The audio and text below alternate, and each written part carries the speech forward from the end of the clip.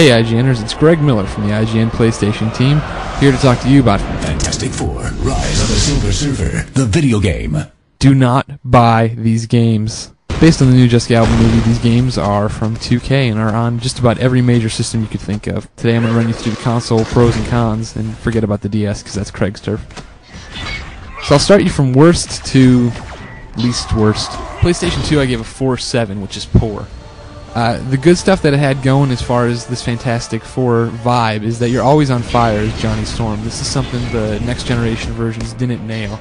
And when you're running around punching stuff, acting like the Thing, it's cool, and you're stretchy as Mr. Fantastic, and you can turn invisible and use telekinesis as Sue, and that's cool to see on screen. However, it's not like it's always at your disposal. You have to use cosmic energy if you're going to use any of your special moves, and that's displayed by a little blue bar around your HUD. The problem is that there's wave after wave of enemies, which means you have to run out there, punch them, fight them, and then keep going to the next wave of enemies to get to the next elevator, to take you to the next wave of enemies, to take you to the next elevator, to take you to the next wave of enemies, to fight the boss for the first time, to then fight more waves of enemies, to fight the boss a second time, fight more enemies, and finally fight the boss the third time, beat him, and finish off that level. If that sounds repetitious, it's because it is. The levels are incredibly long. We're looking at 25 minutes apiece, and you can't save mid-level. Aside from that, the bosses and the boss battles are incredibly dumb. There's no method to the madness. Just run in, punch the bosses, and beat them to death. It's as simple as that. The storyline doesn't make any sense in connection with the movie. On the Wii and PS2 versions, they completely rewrite the story to the fact that you never see the Silver Surfer until the team goes to break him out of the military prison. They include some stuff from the comics, which is cool, but the comic characters they include change the face of the story. The Wii version I gave a 5.0, which is meh.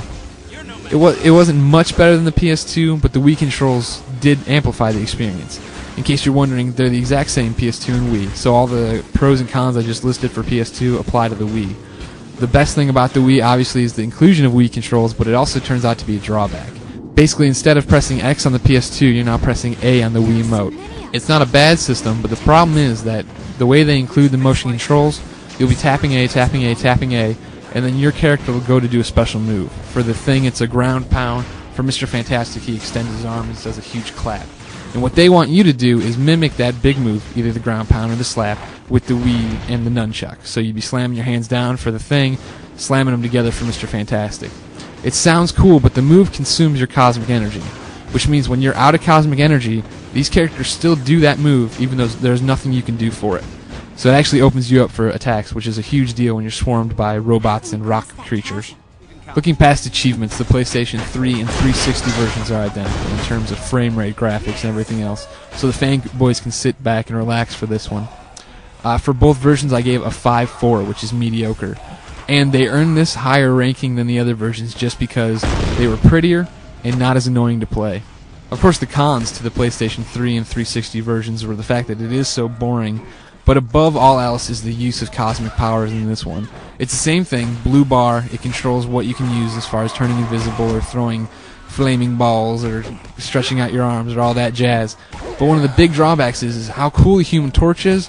If I want to just fly, I have to use my cosmic bar. Like, the things that should come just natural to Johnny Storm, I have to use my cosmic powers to do.